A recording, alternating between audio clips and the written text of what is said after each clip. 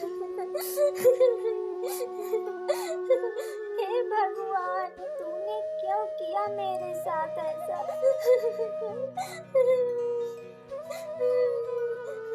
गीता को बच्चा होने वाला था। किसी कारणवश गीता का बच्चा खराब हो जाता है, जिस कारण घर में उदास रहने लगी थी और बच्चे को याद कर करके रोया करती थी। तभी घर में महेश पहुंचता है, गीता का पति। तभी गीता को देखकर महेश गीता के पास जाता। अरे गीता, क्यों रो रही हो? भगवान ने चाहा तो तुम्हें दोबारा बच्चा हो जाएगा, और ऐसे अगर तुम उदास रही तो तुम्हारी तबीयत खराब हो जाएगी गीता। तो मैं क्या करूं बताइए?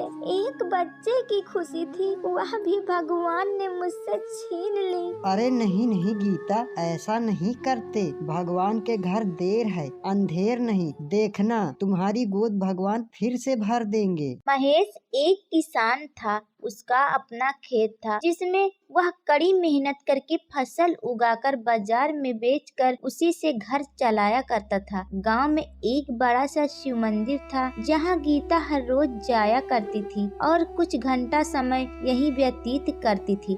गीता हर रोज शिवलिंग के पास पहुंचती और उनकी पूजा करती थी। ओम नमः शिवाय, ओम नमः शिवाय, ओम नमः शिवाय। शिवलिंग की पूजा करने के बाद गीता शिव जी से अपने लिए एक बच्चे की कामना करती थी। हे शिव जी, मुझे एक बच्चा दे दो शिव जी। मेरा बच्चा मुझसे दूर चला गया है, मुझे एक बच्चा चाहिए। शिव जी प्लीज, शिव जी मुझे एक बच्चा दे दो। इस अबला नारी पर दया करो, इस माँ की गोद भर दो शिव जी। इस गोद में एक बच्चा दे दो शिव जी। ऐसे ही गीता हर रोज शिव जी के पास आती और शिव जी से एक बच्चे की कामना करती।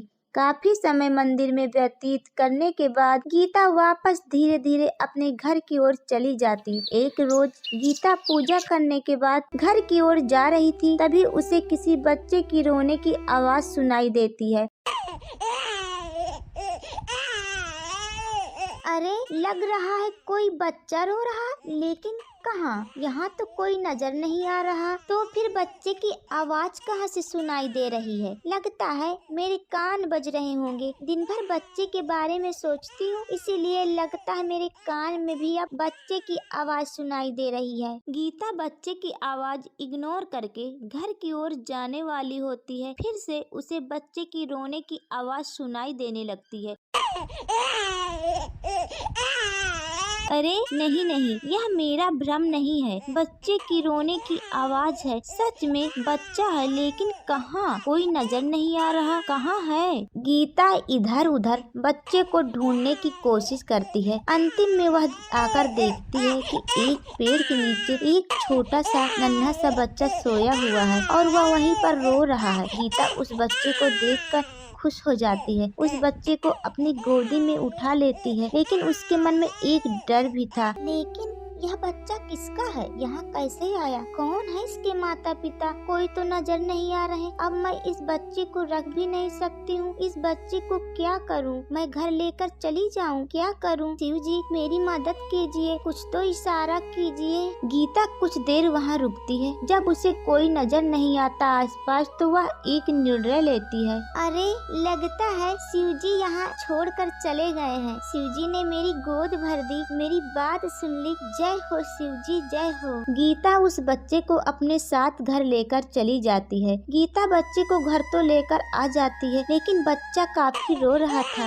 यह बच्चा तो काफी रो रहा है, मैं क्या करूं? मैं इसे क्या करूं? शायद इसे भूख लगी होगी, इसे दूध पिलाना होगा। फिर गीता उस बच्चे को दूध पिलाने लगती है। तभी उसका पति महेश घर पहुंचता है। घर पहुंचता है तो देखता है गीता किसी बच्चे को दूध पिला रही है। जैसे यह देखकर जल्दी गीता के पास पहुंचता है। अरे गीता, यह क्या कर रही हो तुम? किसका बच्चा चोरी करके ले आ गई तुम? पागल हो गई क्या? किसका बच्चा है ये? उसके माँ बाप पर क्या बीत रही होगी? जाओ उसे लौटा दो। गीता, ऐसा मत करो। अरे सुनिए तो पहले, मैं किसी का बच्चा चोरी करके नहीं आई हूँ। तो फिर यह बच्चा कहाँ से मिला तुम्हें गीता? फिर गीता महेश को सारी बात बताती है कि उसे बच्चा किस प्रकार से मिला। गीता, यह बात तो है, शिव जी ने तुम्हारी बात सुन ली, लेकिन गीता, कल को अगर इसके मम्मी पापा ढूंढते ढूंढते यहाँ आ गए तब तुम क्या करोगी? इस बच्चे को दोगी या फिर उसे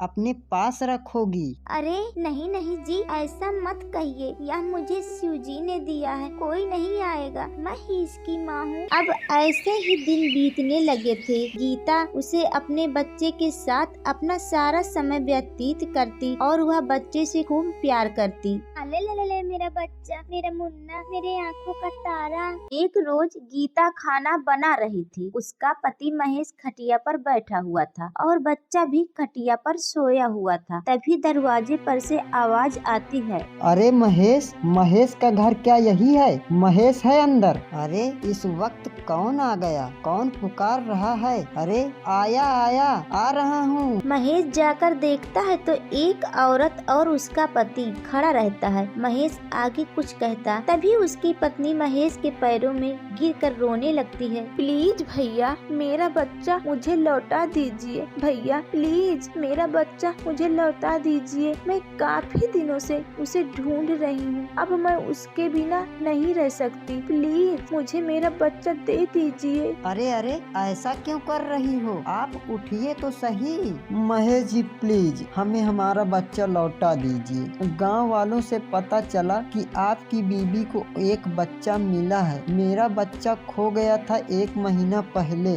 तभी से हम लोग उसे ढूंढने की कोशिश कर रहे हैं। मेरी बीबी पागलों की तरह हो गई है। प्लीज हमें हमारा बच्चा लौटा दीजिए। महेश जी, मैं आप लोगों का एहसान कभी नहीं भूलूंगा। उसके बदले में जो चाहे वह ले लीजिए, लेकिन हमारा बच्चा हमें लौटा दीजिए। गीता अपने बच्चे को लेकर वहाँ पहुँचती है। जैसे ही वह औरत उस बच्चे को देखती है, तुरंत ही वह गीता के पास पहुँच जाती है। अरे मेरा बेटा, सुनिए जी, यही है मेरा बेटा। मेरा बेटा लौटा दो बहन, लौटा दो मेरी बहन मेरे बेटे को। नहीं नहीं, यह मेरा बेटा है। बहन प्लीज ऐसा मत करो, मेरा बेटा मुझे लौटा दो बहन। उसके बदले में जो लेना चाहती हो ले लो, लेकिन मेरा बेटा मुझे दे दो। गीता उस बेटा को देने से इनकार कर रही थी और उसकी माँ अपने बेटे को छोड़कर जाने को तैयार नहीं थी। काफी दुविधा की घड़ी थी। महेश जी ऐसा ना कीजिए, हमें हमारे बेटे को लौटा दीजिए। अरे भाई साहब, अब मैं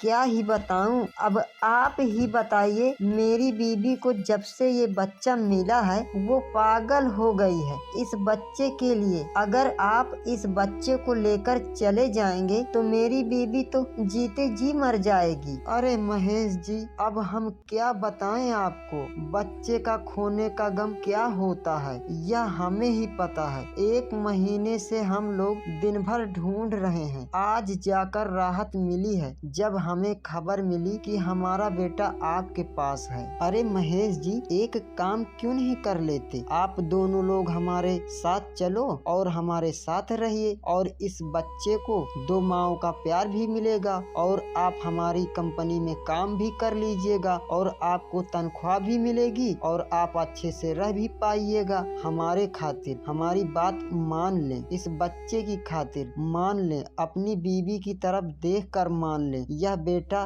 2 माओं के पास रहेगा, दोनों खुश रहेंगी। इस बेटा को दोनों माओं का प्यार भी मिलेगा। महेश और गीता दोनों बात मान लेते हैं। राजू और अनीता दोनों को घर लेकर आते हैं। अरे महेश जी, आइए आइए, बैठिए, आपसे कुछ बातें भी तो करनी है। अरे गीता आओ, मैं तुम्हें तुम्हारा कमरा दिखाती हूँ। फिर अनीता गीता और उसके बच्चे को कमरे के अंदर ले जाती है और इधर राजू और महेश दोनों बैठकर बातें करते हैं। अनीता गीता को बड़े से कमरे में लेकर आती है। आओ गीता आओ, आज से यह कमरा तुम्हारा है। वाह दीदी, यह कमरा तो पूरा महल जैसा है। इतना बड़ा कमरा तो मैं आज तक नहीं देखा है। आज से तुम यही रहना। अरे दीदी, एक बार बेटा को दो ना मुझे। अरे दीदी ले लीजिए। अनीता बेटा को ले लेती है अपनी गोद में। मेरा बेटा इतने दिनों से कहाँ चला गया था। मेरे जिगर को आज ठंडक मिली है। मेरा बेटा, मेरा बेटा। रात का समय था। राजू और अनीता दोनों कमरे में थे और उनका बेटा बेड पर बड़े आराम से सो रहा था। अरे देखिए तो जी, मेरा बेटा कितने आराम से सो रहा है। कितने दिनों बाद अपना बेटा घर आया है आज। हाँ हाँ अनीता, ये तो है। तुम इस बेटे को पाकर कितनी खुश हो, वो मैं ही महसूस कर पा रहा हूँ। हाँ जी, मैं आज कितनी खुश हूँ। इतनी ज्यादा खुशी तो मुझे और हो ही नहीं सकती। और इधर महेश और गीता को रात में नींद नहीं आती और गीता कहती है, हे जी, मेरा बेटा क्या कर रहा होगा? वो सोया है कि नहीं ठीक से? अरे गीता, तुम चिंता मत करो, वो उन्हीं का बच्चा है। अपने से ज्यादा उनकी देखभाल करेंगे, उनकी चिंता तुम ना करो। लेकिन मुझे बेटे से मिलना है, मुझे बेटे से मिलने का मन कर रहा है। लेकिन गीता अभी मत जाओ, सुबह चली जाना। सुबह की पहली किरण के साथ साथ गीता पहुंच जाती है अनीता के कमरे में। दीदी दीदी। हाँ गीता, आओ आओ। बेटा क्या कर रहा है? मैं उससे मिल लूं? हाँ हाँ गीता, क्यों नहीं, जरूर मिलो। वह तुम्हारा भी तो बेटा है। अनीता और गीता दोनों खूब बेटा से प्यार करती हैं। बेटा को भी दोनों माँ का खूब प्यार मिलने लगा था और सब लोग खुशी खुशी जीवन व्यतीत करने लगे थे।